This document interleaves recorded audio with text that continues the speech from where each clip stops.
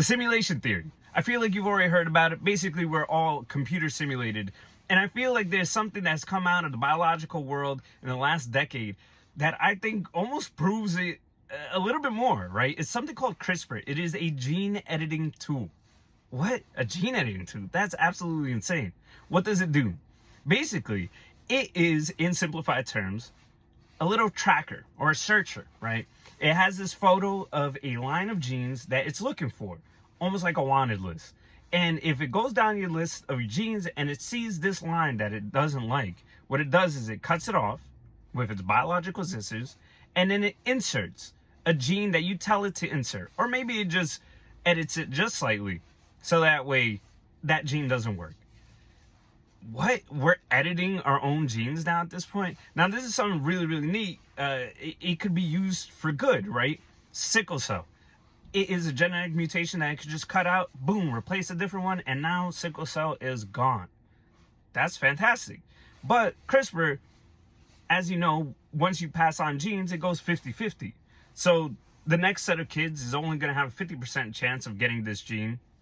Then those kids, a 12% chance. So whatever editing that you did for that first generation will be gone after several generations. Now, created something called a Genedrive. What is a Genedrive? It is basically CRISPR, but it adds the gene that it cuts out to tell it, hey, look, also make exactly this. Make another CRISPR. So this way, it 100% passes down to the next generation. So that one CRISPR cell that I was talking about at the beginning, it will cut it out and just replace it with a good gene.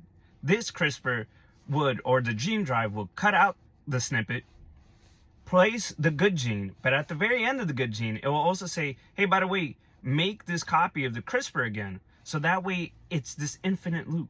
So what does that mean? That first generation that gets it, that lineage of that person will forever have this gene within them. Which, again, when you first think about it, it's like coding. That's like, whoa, we could code our own genes, and it could be used for something very, very helpful. But just like AI that we have now, where it looks like it could be used for good, but we immediately see the bad use of it, this, we could see the immediate good. We could also see the very bad side of this. What if there's a government that takes control that really wants a specific type of person?